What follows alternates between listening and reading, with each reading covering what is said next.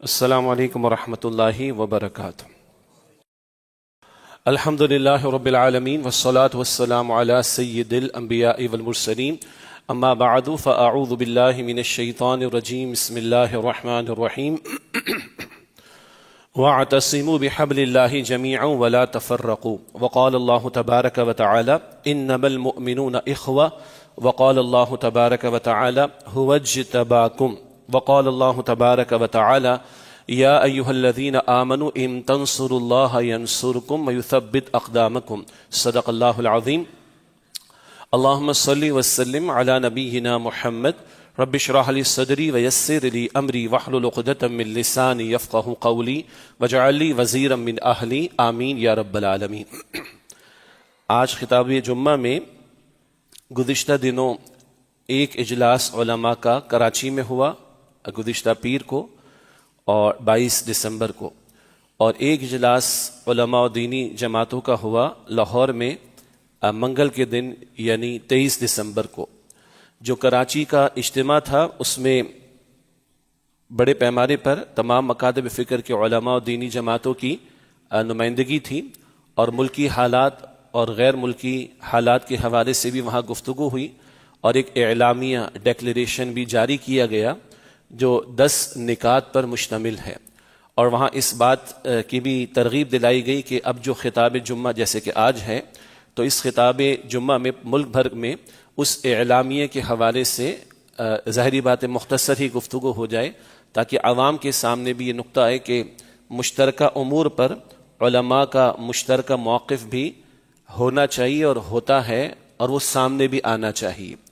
اسی طرح جو 23 دسمبر کو منگل کے دن لاہور میں علماء کا اجتماع تھا، وہاں بھی اس بات پر اتفاق کیا گیا اور ترغیب دلائی گئی کہ وہاں ایک بڑے حساس مسئلے پر کلام ہوا، اور یہ گستاخیوں کا معاملہ جس کو زبان پر لانا بھی بڑی جھجک محسوس ہوتی ہے۔ کوئی تصور نہیں کر سکتا کہ اس وقت ہمارے ہاں سوشل میڈیا پر قرآن حکیم کے حوالے سے، انبیاء اور رسول علیہم السلام کے حوالے سے، صحابہ کرام کے حوالے سے، ازواج مطہرات کے حوالے سے اور دینی مقدسات کے حوالے سے گستاخیاں پے در پہ بڑھتی چلی جا رہی ہیں۔ اس حساس موضوع پر بھی یعنی منگل کے دن لاہور میں اجتماع ہوا، وہاں بھی معروف تمام مکاتب فکر کے علماء و دینی جماعتوں کی نمائندگی تھی، اور وہاں بھی اس بات پر اتفاق و ترغیب دلائی گئی کہ وہاں اس نقطے پر جو کلام ہوا اس کے حوالے سے خطابات جمعہ میں گفتگو کی جائے۔ دونوں مقامات پر تنظیم اسلامی کی بھی موجودگی رہی، حاضری رہی۔ کراچی میں خود موجود تھا جو علماء کا اجتماع تھا، اور لاہور میں جو اجتماع تھا وہاں ہمارے تنظیمی رفقاء اور ذمہ داران نے شرکت کی تھی۔ تو بہرحال یہ جو بات وہاں پر اتفاق رائے سے سامنے آئی کہ اس کا ذکر خطابات جمعہ میں ہو، تو میں اسی کو موضوع بنا کر آپ کے سامنے ان دونوں اجتماعات میں جو ڈیکلیریشن ہے، اعلامیہ ہے، متفقہ باتیں ہیں، اس کا ذکر آپ کے سامنے رکھنا چاہوں گا۔ اور آخر میں یہ ہے کہ جو کراچی میں اجتماع تھا علماء کا، وہاں بھی مختصر گفتگو کرنے کا مجھے موقع ملا تھا جو سوشل میڈیا پر بھی دستیاب ہے۔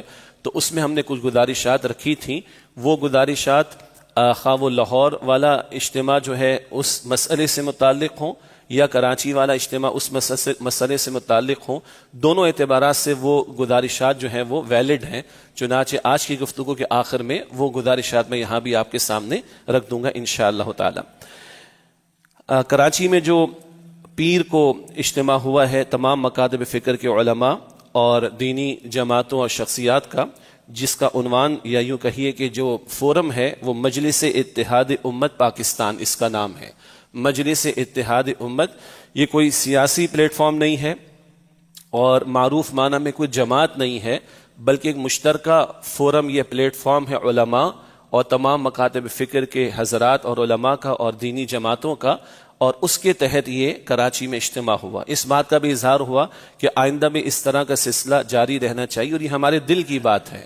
یعنی امت اور کتنا ٹوٹے گی اور ہم کتنا اور تفرقے میں مبتلا ہوں گے، فرقہ واریت کا شکار ہوں گے، تو بہرحال یہ جڑنا اور مل بیٹھنا اور مشترکہ امور پر مشترکہ آواز کو بلند کرنا، یہی ہماری ذمہ داری بنتی ہے۔ تنظیم اسلامی کے فورم سے بارہا ہم اس کی توجہ دلاتے رہتے ہیں، اور اس طرح کے جہاں فورمز ہوں گے اور مشترکہ امور پر کلام ہوگا وہاں حاضر بھی ہوتے ہیں الحمدللہ۔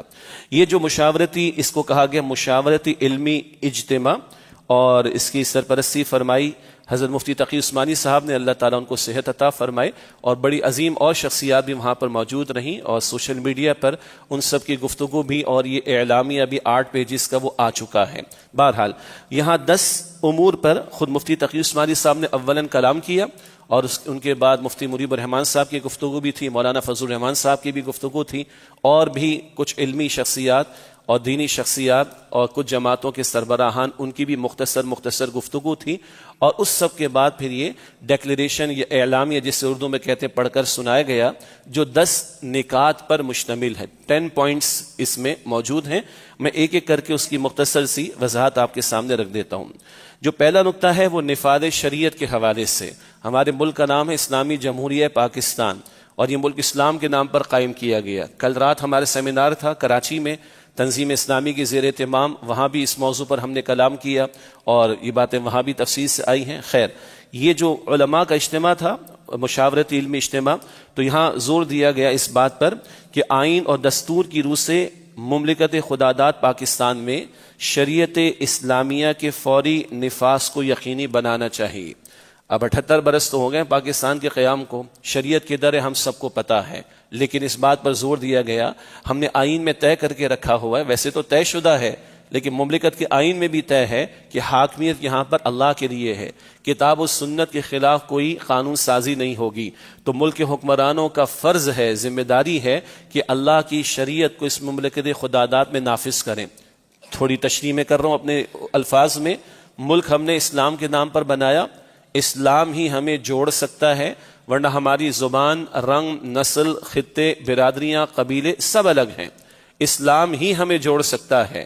چنانچہ اس ملک کی سالمیت اور استحکام اگر ہمارے حکمرانوں کو مطلوب ہے تو ان کا ورین فریضہ ہے کہ یہاں پہ شریعت کو نافذ کریں۔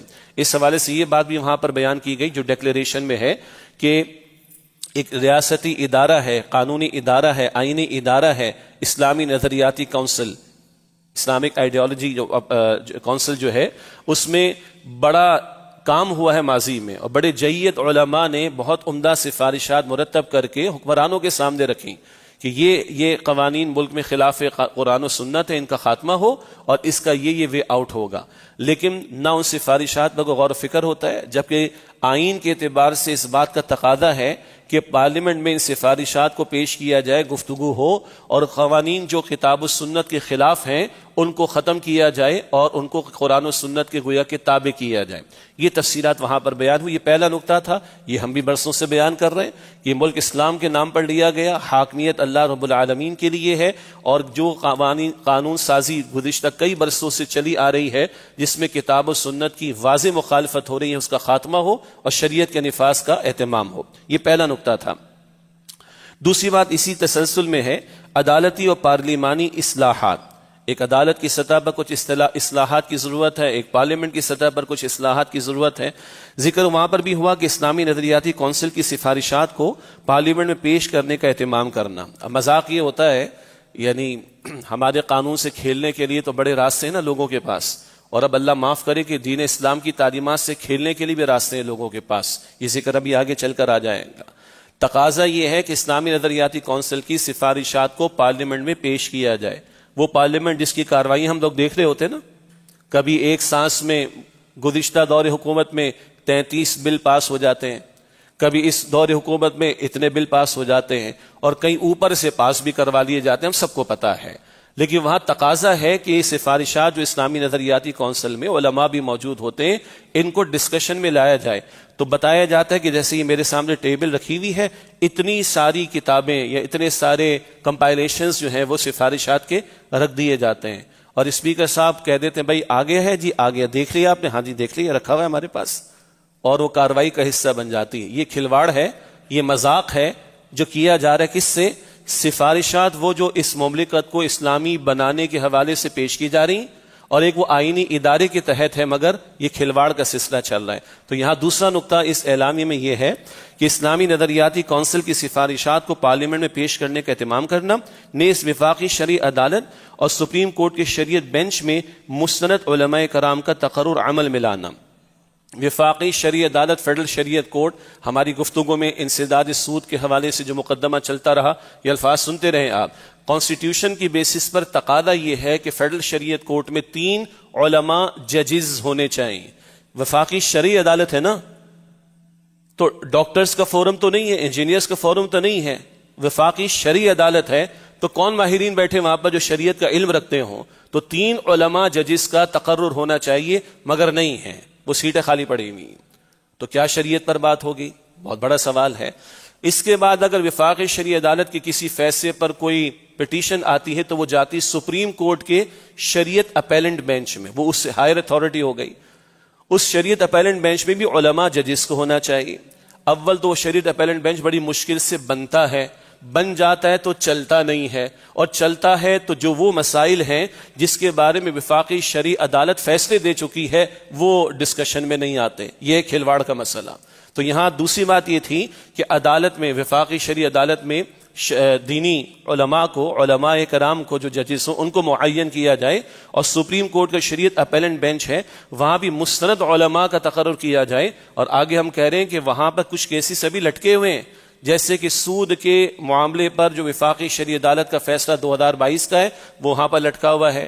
اسی طرح اور فیصلے بھی ہیں. تو اس بینچ کو جو کہ وفاقی شرعی عدالت کا شریعت اپیلنٹ بینچ ہے اس کو بھی فنکشنل کرنے کی ضرورت ہے، تاکہ جو کیسز لٹکے ہوئے ہیں ان کے بارے میں آگے فیصلہ کیا جا سکے. تیسرا نقطہ وہ ہے سودی نظام کا خاتمہ.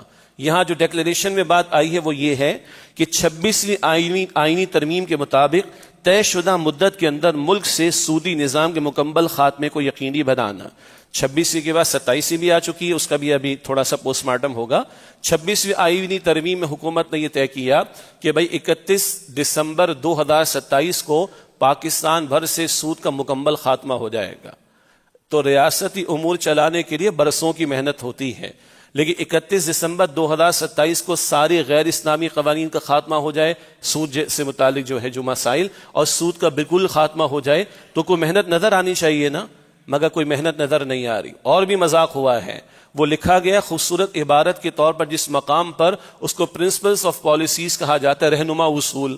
رہنما اصول میں بڑی برکت والی باتیں لکھی جاتی ہیں. وہیں لکھا ہوا ہے کہ حاکمیت اللہ تعالیٰ کے لیے اس مملکت میں کتاب و سنت کے خلاف قانون سازی نہیں ہوگی. تو خوبصورت عبارت وہاں لکھ دی گئی.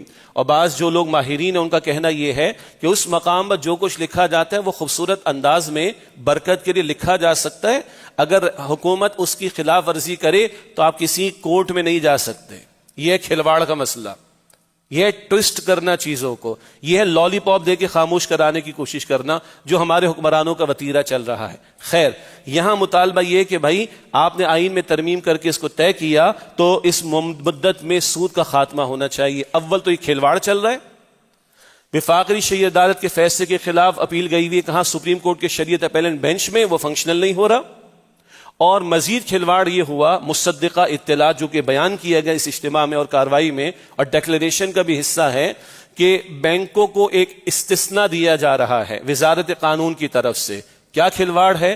بھائی جن بینکوں میں غیر ملکی لوگوں کی شیئر ہولڈنگ ہے، تو غیر ملکی شیئر ہولڈنگ جس جگہ جس بینک میں ہے اس کو استثناء دے دیا جائے کہ وہ سود کو جاری رکھ سکتا ہے، وہ سود کا خاتمہ نہ کرے. افتؤمنون ببعض، یہ میں تشریح عرض کر رہا ہوں، افتؤمنون ببعض الکتاب وتکفرون ببعض، اللہ کی کتاب کا ایک حصہ مانتے ایک حصہ نہیں مانتے، کچھ کو مانتے کچھ کو نہیں مانتے، باقی عمل کریں گے، ان کے لیے استثناء ہوگا. اللہ کے دین کے ساتھ کھلواڑ کر رہا ہو بھائی.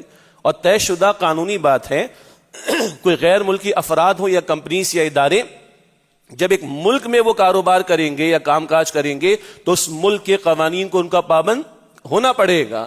تو آپ باہر والوں کو استثناء دے دو تو سارے بینک والے بڑے ہوشیار ہیں، وہ نہیں بھی ہوگا تو باہر والوں کی ڈلوا کے تھوڑی سی کہیں گے کہ ہمیں استثناء دے دو.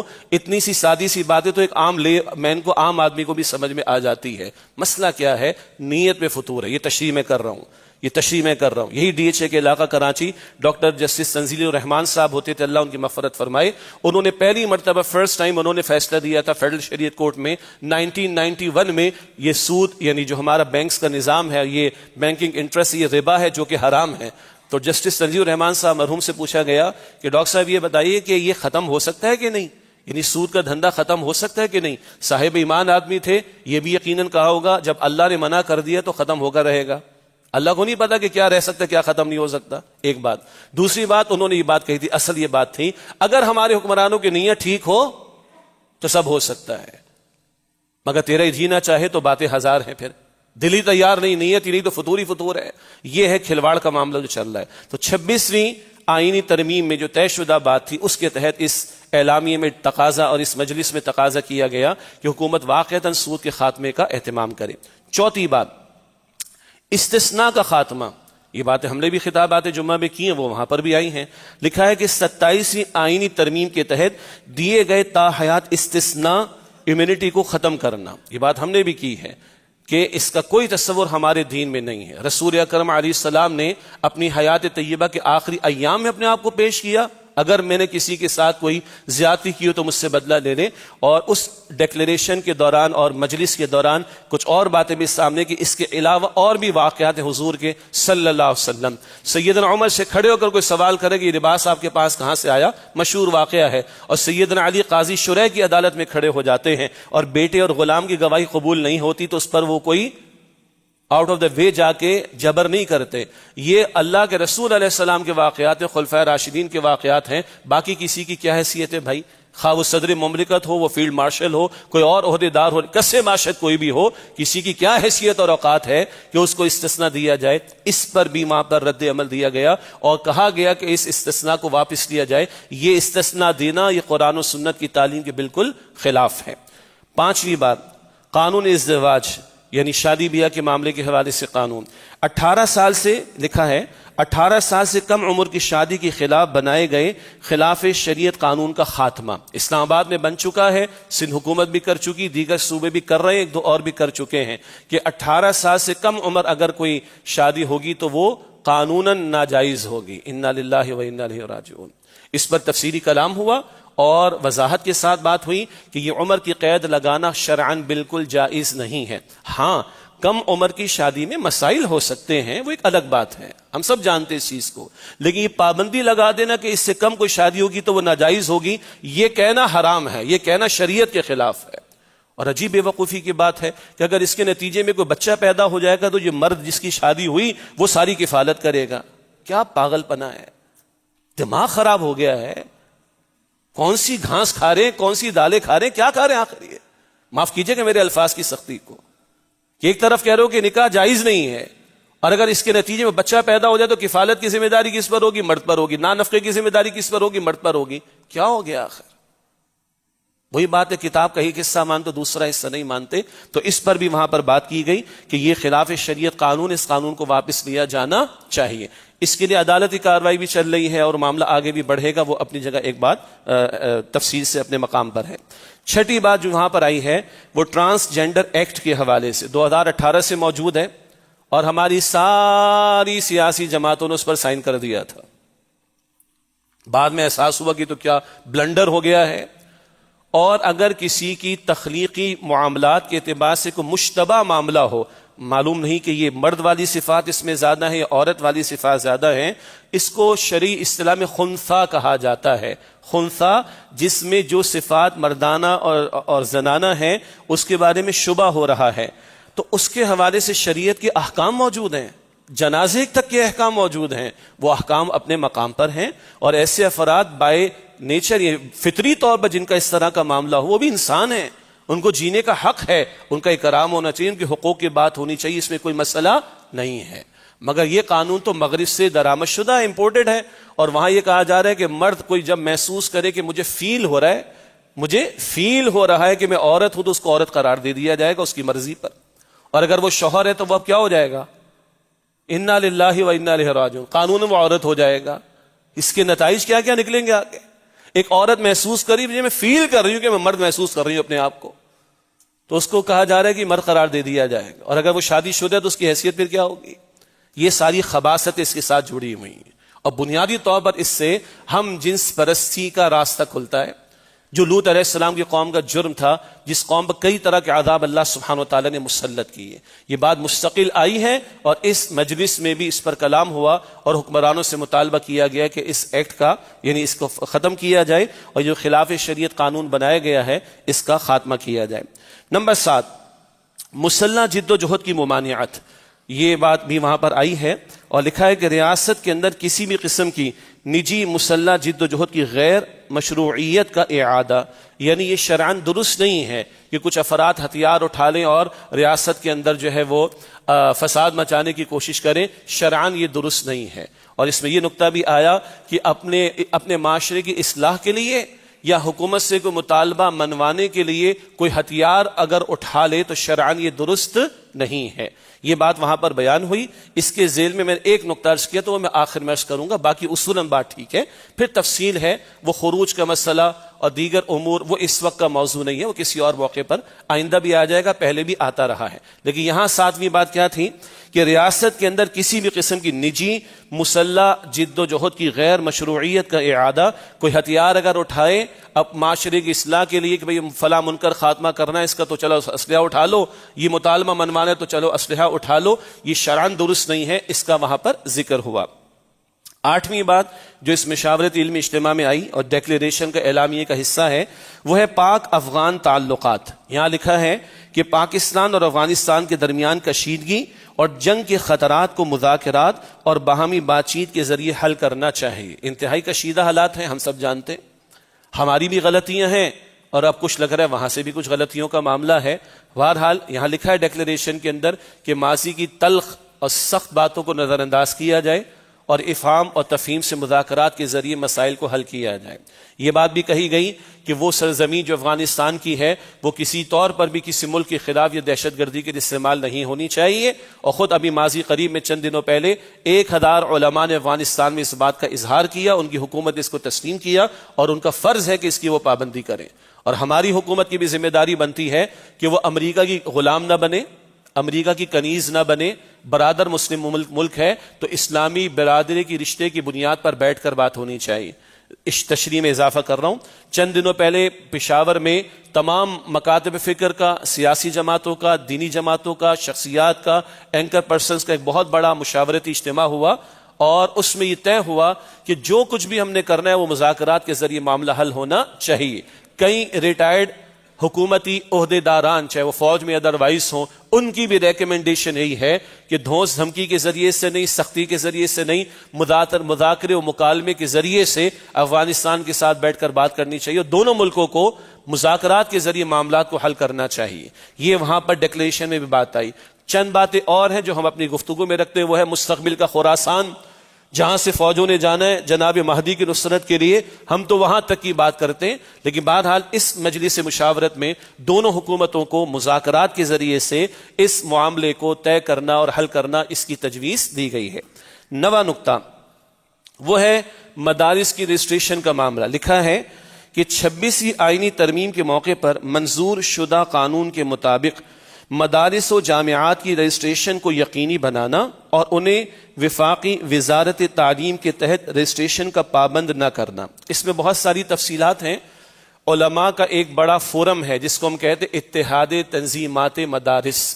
اتحاد تنظیمات مدارس میں 5 معروف مکاتب فکر جو ہیں ان کے علماء کا یہ فورم ہے، تقریباً 2002 سے قائم ہے، جس میں دیوبندی، بریلوی، اہل الحدیث، جماعت اسلامی اور اہل تشیع، یہ 5 کے وفاق یعنی بورڈ شامل ہیں. اس کا ٹائٹل ہے یا فورم ہے اتحاد تنظیمات مدارس. حکومت کو جب مدارس سے متعلق اور مدرسوں کے طلباء سے متعلق کوئی گفتگو کرنا ہو، حکومت ان سے بات کرتی. تو ماضی میں کئی برسوں سے معاملہ چلتا رہا اور پھر کچھ اس کا میکینزم بن گیا. ایک ٹیکنیکل پوائنٹ ہے کہ سوسائٹیز ایکٹ کے تحت مدارس رجسٹرڈ رہیں گے اور ان کو وفاقی وزارت تعلیم کے تحت نہیں لایا جائے گا. یہ سب کچھ طے ہوا، مگر بہرحال کچھ ہمارے سیکولر مائنڈڈ لوگ اور کچھ امریکہ کے غلام، کچھ ہمارے، یہ میں تشریح عرض کر رہا ہوں، کچھ ہمارے سیکولر مائنڈڈ لوگ اور کچھ امریکہ کے غلام نہیں چاہتے کہ مدارس کا سلسلہ چلتا رہے، جس کو جنرل مشرف جیسے ڈکٹیٹر نے بھی تسلیم کیا تھا کہ پاکستان میں سب سے بڑا سیٹ اپ اگر NGO کا اگر ہے، نان گورنمنٹ آرگنائزیشن کا، وہ مدارس کا ہے. 40-50 لاکھ طلباء مدارس سے دینی تعلیم حاصل کرتے ہیں، اور تفصیل وہاں بتائی گئی۔ یہ بے وقوفی کی بات ہوگی کہ ہم کسی انجینئرنگ کالج سے یہ تقاضا کریں کہ وہ لا کے گریجویٹ پروڈیوس کریں۔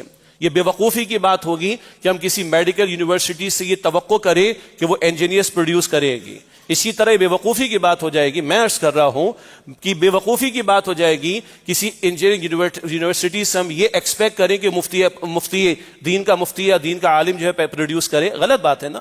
تو مدارس کے لوگ بھی کہتے ہیں کہ مدارس سے آپ یہ ایکسپیکٹ کیوں کرتے ہیں کہ مدرسے سے آپ کو سائنٹسٹ ملے، مدرسے سے آپ کو جو ہے وہ لا گریجویٹ ملے، مدرسے سے آپ کو انجینئر ملے، مدرسے سے آپ کو ڈاکٹر ملے، کیوں ایکسپیکٹ کرتے ہیں؟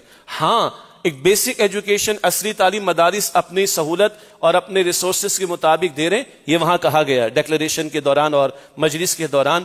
مگر یہ توقع کرنا کہ سارے کام مدرسے والے وہ آسمان پہ چڑھ کر بھی تمہیں دکھا دیں اور مریخ پر جا کر بھی دکھا دیں، او بھائی ہم یہ نہیں کہتے کہ ایک میڈیکل ڈاکٹر جو ہے میرے گھر کا نقشہ بنا کر دے، ہم کبھی نہیں کہتے کہ انجینئر میرے بچے کا جو ہے وہ علاج کرے۔ تو ایک مفتی صاحب یہ ایکسپیکٹ کیوں کر رہے ہیں کہ وہ نیوٹن کو آپ کو سمجھا کر بتائے؟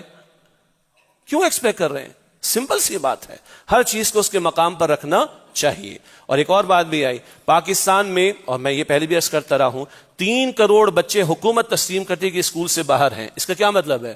حکومت کے پاس وسائل نہیں، کیپیسٹی نہیں، بیڈ گورننس ہے کہ 3 کروڑ بچوں کو حکومت تعلیم نہیں دے سکتی۔ تو اگر 50 لاکھ یا اس سے زائد بچوں کو مدارس تعلیم دے رہے تو حکومت کا برڈن کم ہو رہا ہے کہ نہیں ہو رہا؟ اور دل سے ایک بات عرض کرو تشریح کے طور پر، کیا قرآن کی تعلیم نہیں ہے؟ حدیث کی تعلیم نہیں ہے؟ فقہ کی تعلیم نہیں ہے؟ سیرت کی تعلیم نہیں ہے؟ بعض لوگ بڑے ایگریسو موڈ میں آ کر دین کی تعلیم حاصل کرنے والوں کی سرے سے نفی کرنا شروع کر دیتے ہیں۔ اپنے گریبانوں میں جھانکو، کیا دین سے نفرت ہو گئی؟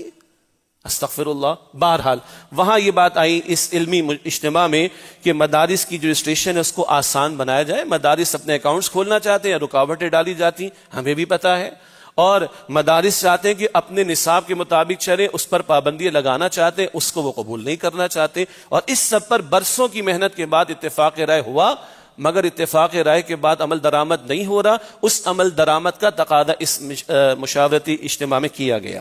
10ویں اور آخری بات جو اس فورم پر آئی وہ ہے مسئلہ فلسطین اور حماس۔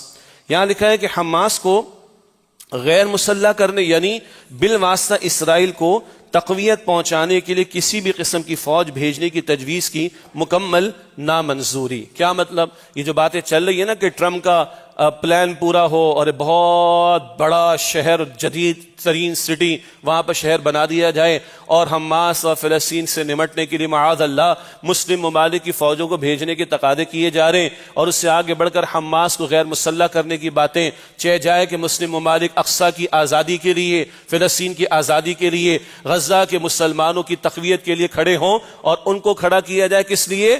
اسرائیل کی تقویت کے لیے۔ حماس کو غیر مسلح کرنے کا مطلب کیا ہے؟ کس کو تقویت دینا؟ اسرائیل کو تقویت دینا۔ خدا کا خوف کرو، یہ مشورہ بھی حکومت کو دیا گیا، قطعاً ہماری افواج کو نہیں جانا چاہیے ایسے کام کے لیے کہ جس سے اسرائیل کو تقویت ملتی ہو اور حماس کو غیر مسلح کرنے کی بات کی جائے۔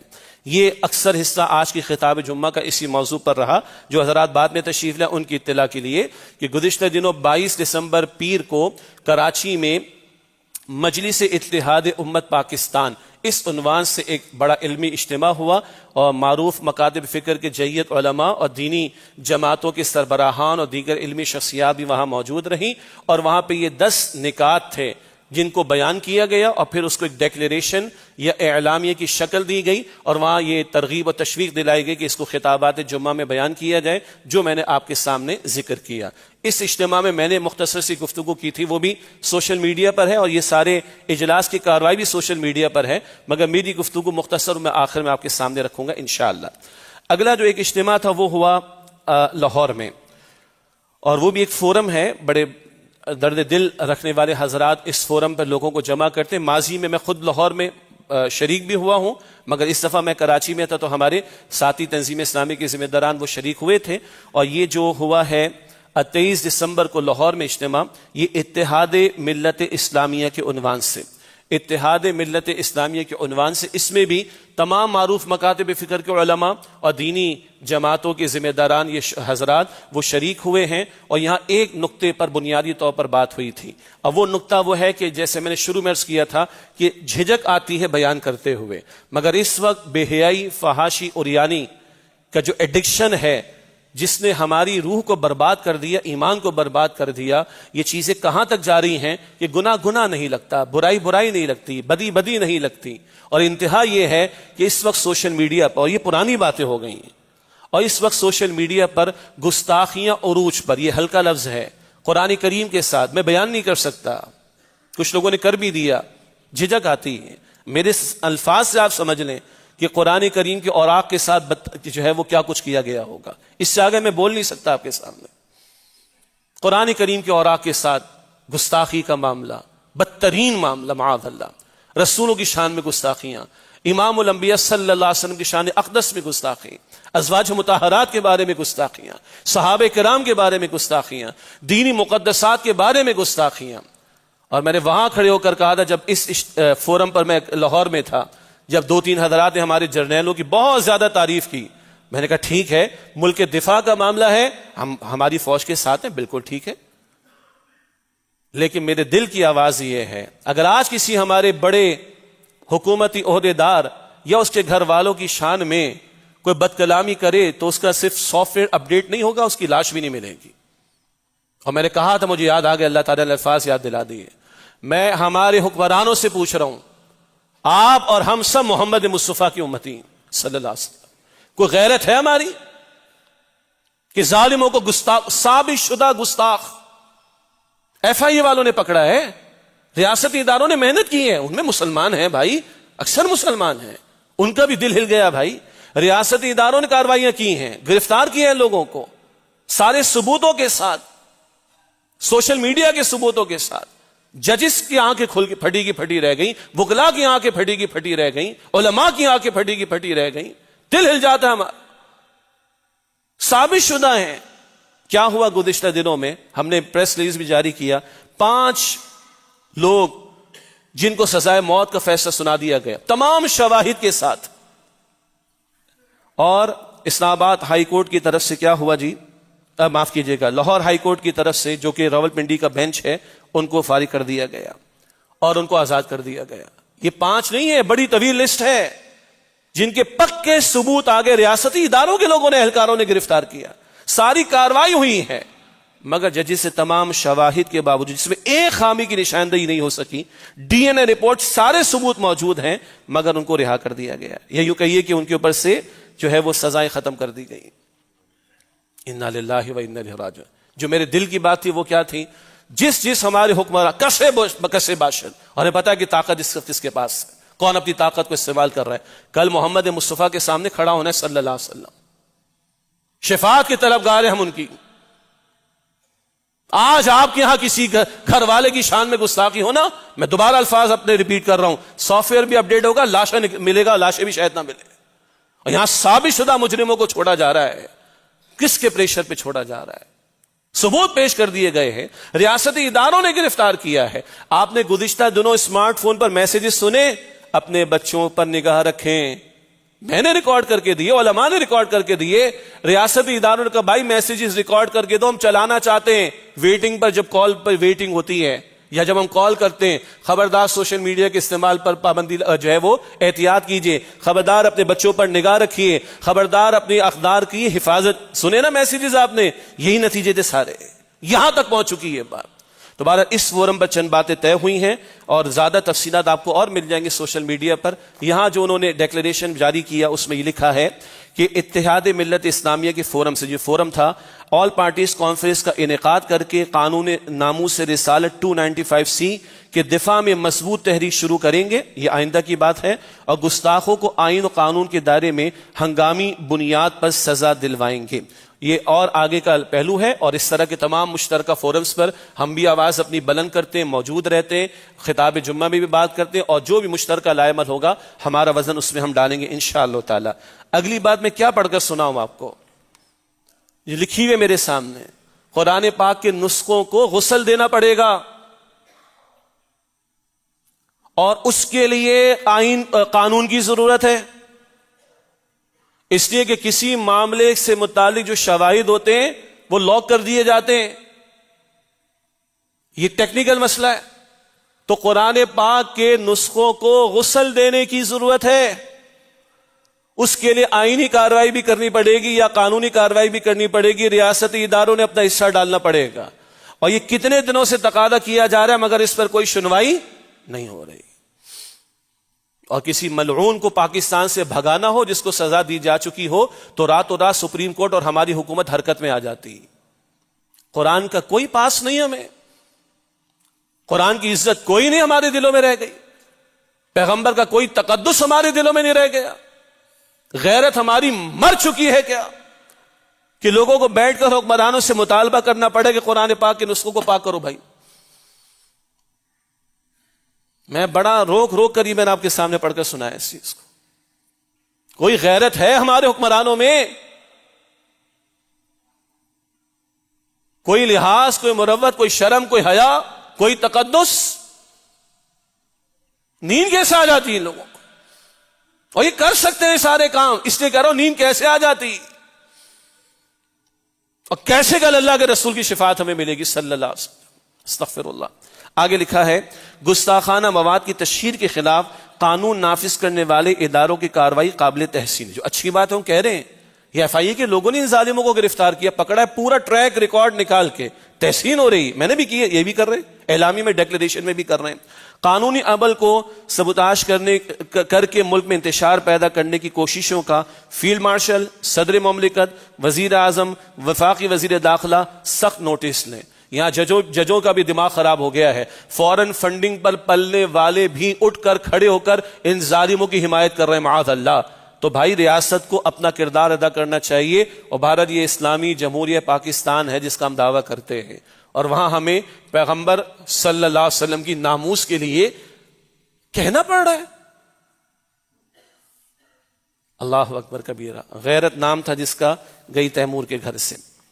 یہ وہ دوسرا علمی بلکہ کہیے کہ مشاورتی اجتماع تھا جو لاہور کا تھا، اتحاد ملت اسلامیہ کے فورم کے تحت، وہ میں نے بات آپ کے سامنے رکھ دی۔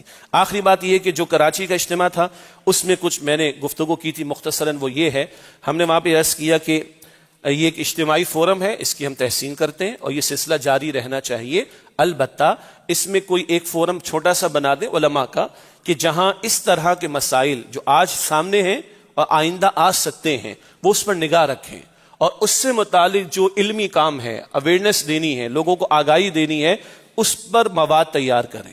بیسیوں مسئلے ابھی آئندہ اور بھی آئیں گے، تو بہرحال وہ ذہن چاہیے ہوتا ہے، ایکسپرٹیز چاہیے ہوتی ہے، دین کا علم بھی ہونا چاہیے اور ٹیکنیکل نو ہاؤ بھی ہونی چاہیے۔ تو اس فورم پر چند علماء اور چند ذمہ داران کا اگر فورم بن جائے ایسا، وہاں سے مواد کانٹینٹ ملے، وہ جمعے کے خطابات میں بیان ہو، وہ عوام الناس میں بھی عام کیا جائے شائستگی کے ساتھ، اور وہ ذمہ داران تک بھی پہنچایا جائے تاکہ مستقل اس پر علمی انداز سے بھی کلام ہو اور اویئرنیس بھی دی جائے۔ لوگوں کو اندازہ نہیں ہے کہ کیا کچھ نہیں ہو رہا ہمارے ہاں۔ ایک میں نے گزارش وہاں پر یہ کی تھی۔ اسی طرح ہم نے کہا کہ سپریم کورٹ کا شریعت اپیلنٹ بینچ وہ ڈیڈ ہے، وہ ایکٹیویٹ نہیں ہو رہا، یا وہ مسائل جو شرعی دینی معاملات سے متعلق ہیں اس پر کارروائی نہیں ہو رہی، تو دینی جماعتوں اور تمام علماء کو مل کر اپنا پریشر ڈالنا چاہیے۔ پریشر سے مراد ہے مطالبہ رکھنا چاہیے، بات کو، آواز کو بڑھانا چاہیے، اور بہرحال ہائی افس کے ساتھ تعلقات ہوتے ہیں، گفتگو شنید ہوتی ہے، تو اس سپریم کورٹ کے شریعت اپیلنٹ بینچ کو ایکٹیویٹ کرنے کا وزن ڈالنا چاہیے۔ اسی طرح وفاقی شرعی عدالت میں اگر ججز کا تعین نہیں ہے جو دینی علم رکھتے ہو علماء ججز، تو اس تعین کرانے کا مطالبہ رکھنا چاہیے تاکہ قانونی سطح پر یہ سلسلہ آگے بڑھ سکے۔ اگلی بات میں نے خطابات جمعہ میں بھی کہا اور وہاں بھی کہا، الحمدللہ ہم نے یہ کہا کہ بھائی مسلح کاروائیاں حرام ہیں، اسلامی حکومت میں جتھے بنانا، ہتھیار اٹھانا حرام ہے۔ مزید تفصیلیں جو اس اجتماع میں نہیں آئی مگر آتی ہیں، اور ہمارے ساتھ ڈاکٹر اسرار صاحب بھی رحمۃ اللہ علیہ منہج انقلاب نبوی کے عنوان سے برسوں بیان کرتے رہے۔ یہ ہے خروج کا مسئلہ، کیا مسلمان حکمرانوں کے خلاف ہتھیار اٹھائے جا سکتے ہیں؟ اس کو مسئلہ خروج کہتے ہیں، اس میں تفصیلات ہیں، شرائط کڑی ہیں، تو فی زمانہ مشکل ہے یہ بات۔ تو بالکل صحیح ہے، میں نے ہر جگہ کہا، آج بھی کہہ رہا ہوں اور اس فورم پر بھی کہا، بالکل صحیح کہ جتھا بنانا، گروپس بنانا اور مسلح کارروائیاں کرنا حرام ہے، دلائل کے ساتھ بات آ گئی۔ میری گزارش میں نے وہاں بھی کی، یہاں بھی عرض کرو، دہراؤ یا تو بارہا میں نے کہا، یہ بھی تو بتائیں کہ اسلامی حکومت ہوتی کیسی ہے۔ میں نے تو یہاں بیٹھ کے مسلمان حکمرانوں کے اوصاف بھی گزشتہ دنوں بیان کر دیے تھے مختصراً۔ تو علماء سے میری گزارش ہے، مفتیان کرام سے گزارش ہے، بتائیں نا قوم کو بھی اور حکمرانوں کو بھی اسلامی حکومت کیا ہوتی۔ کیا وہاں سود کا دھندا چلتا ہے؟ بے حیائی کا لائسنس ملتا ہے؟ شراب کے لائسنس ملتے ہیں؟ وہاں شریعت کے خلاف قانون سازی ہوتی؟ معادل کے تقاضوں کو پامال کیا جاتا ہے؟ وہاں مسلمانوں کو چھوڑ کر غیر مسلموں کو زیادہ حقوق دیے جاتے ہیں؟ چیک تو کر لیں، پھر بتا دیں کہ اسلامی حکومت کیسی ہوتی ہے، تو پھر پتا چلے گا کہ ہم کہاں کھڑے ہیں۔ تو پھر ہمارا فرض کیا ہے؟ اسلامی حکومت کا قیام اور نفاذ۔ اور پھر میں نے وہاں بھی کہا، جو ہر فورم پہ میں کہتا ہوں، ہمارے استاد ڈاکٹر اسرار صاحب رحمۃ اللہ علیہ ارلی 80 سے کہتے کہتے دنیا سے چلے گئے۔ پرامن، منظم، غیر مسلح تحریک چلنی چاہیے شریعت کے نفاذ کے لیے۔ اور الحمدللہ جو کراچی کا اجتماع تھا، وہاں کم سے کم 3-4 علماء نے یہ الفاظ استعمال کیے، الحمدللہ۔ اور یہی جب ڈاکٹر اسرار احمد صاحب رحمۃ اللہ علیہ کا انتقال ہوا 14 اپریل 2010 کو، وہیں مکتبہ دیوبند کی علماء کا ایک اجلاس مکمل ہوا جامعہ اشرفیہ لاہور میں، اور اس وقت 250 علماء تھے مکتبہ دیوبند کے۔ انہوں نے طے کیا کہ پاکستان میں دہشت گردی بڑے مسائل ہیں، اصل مسئلہ ہے کہ ہم نے شریعت نافذ نہیں کی، اس شریعت کے نفاذ کا مطالبہ ہونا چاہیے۔ وہاں بھی الفاظ یہی تھے۔ 2010 ڈاکٹر اسرار صاحب کا انتقال ہو رہا ہے، اس وقت یہ بات طے ہو رہی، اندازہ کریں آپ۔ اور ہم تو دل کی بات کہتے ہیں کہ یہ تو قبولیت تھی اللہ کی طرف سے، بھئی غیر مسلح تحریک ہونی چاہیے، منظم تحریک ہونی چاہیے، پرامن تحریک ہونی چاہیے، شریعت کے نفاذ کے لیے ہونی چاہیے۔ یہی ڈاکٹر اسرار صاحب ارلی 80 سے کہتے ہوئے گئے، یہی تنظیم اسلامی منہج انقلاب نبوی یا رسول انقلاب کا طریقہ انقلاب اس عنوان سے بیان کرتی ہے۔ اور اس اجتماع کے آخر میں بھی میں نے یہ بات کہی اور یہ حوالہ بھی دیا۔ میں نے مفتی تقی عثمانی صاحب کا حوالہ وہاں پر دیا، اللہ ان کو صحت عطا کرے، 80 برس کا مویش ان کی عمر ہے اور ماشاءاللہ محنت کر رہے ہیں، اللہ ان کو جزائے خیر دے۔ میں نے کہا کہ میں نے مفتی تقی عثمانی صاحب کی کلپ ہے، بلکہ پورا بیان ہے 2018 کا علماء کی مجلس میں، پورے پاکستان میں بڑی بڑی سکرینز پہ دکھایا، وہاں علماء کے فورم میں بھی کہا، مفتی تقی عثمانی صاحب کہہ رہے ہیں، میں علماء سے کہتا ہوں کہ آج تک ہم علماء نے کوئی تحریک چلائی کسی منکر کے خلاف؟ منکر جس کو اللہ نے منع کیا ہے، اس کے رسول علیہ السلام نے منع کیا ہے، وہ شراب ہے، وہ جوا ہے، وہ سٹا ہے، وہ سود ہے، وہ بے حیائی ہے، whatever it may be, جو کچھ بھی ہے۔ میں نے کہا ہم تو اللہ کا شکر ادا کرتے ہیں کہ علماء بھی وہی بات کہہ رہے ہیں جو ڈاکٹر اسرار صاحب کہتے کہتے چلے گئے، جو تنظیم اسلامی مستقل بیان کر رہی ہے، اور جو اس فورم میں بھی لوگوں نے کہا کہ بس گفتگو ہو جائے، بات ہو جائے، ڈکلیریشن آ جائے، بھائی اس سے نہیں ہوگا، میدان میں آنا پڑے گا۔ ہم بھی یہ کہہ رہے ہیں، لیکن پرامن، منظم، غیر مسلح تحریک اس لیے شریعت کے نفاذ کے لیے۔ الحمدللہ یہ باتیں میں نے وہاں پر رکھی اللہ تعالیٰ کی توفیق سے۔ اور آخری بات، کبھی تحریک 1974 میں چلی تھی، میں نے اس کا بھی حوالہ دیا تھا، عقیدے کا تحفظ سنا، تحریک چلی، علماء بھی پیش پر تھے، متفقہ مسئلہ تھا، عوام نے بھی جانے دیں اور اللہ کی مدد شامل حال ہوئی، قادیانیوں کو کافر قرار دیا گیا۔ عقیدے کے تحفظ کے لیے تحریک چلی، اب شریعت کے لیے بھی تو چلنی چاہیے نا، اللہ اس کے رسول سے جنگ ہو رہی ہے، اس کے خاتمے کے لیے تحریک چلنی چاہیے۔ یہ میں نے وہاں بھی گزارش رکھی، یہ ابھی آپ کے سامنے رکھی۔ کل 25 دسمبر کو کراچی میں ہمارا ایک سیمینار تھا فیڈرل بیریا کے آس پاس اس علاقے میں، وہاں بھی یہ بات رکھی۔ یہ ہماری مستقل دعوت ہے اور ہم اللہ کا شکر ادا کرتے ہیں کہ اتنی ساری مشاورت کے بعد یہیں پہ بات آ کے رک رہی ہے کہ تحریک کا راستہ ہی فیزیبل ہے، نہ بلٹ کا راستہ کہ ہتھیار اٹھائیں، نہ بیلٹ کا راستہ انتخابات، وہ تو یہاں پہ مرحوم ہو چکے، انتخابات کا سسٹم مرحوم ہو چکا ہے۔ واحد راستہ تحریک کا، مگر منظم، پرامن، غیر مسلح تحریک کا راستہ۔ اللہ ہمارے دلوں کو اس طرف مائل کرے اور علماء کو مشترکہ طور پر شریعت کے نفاذ کی تحریک چلانے کی توفیق عطا فرمائے۔ وآخر دعوانا ان الحمد للہ رب العالمین۔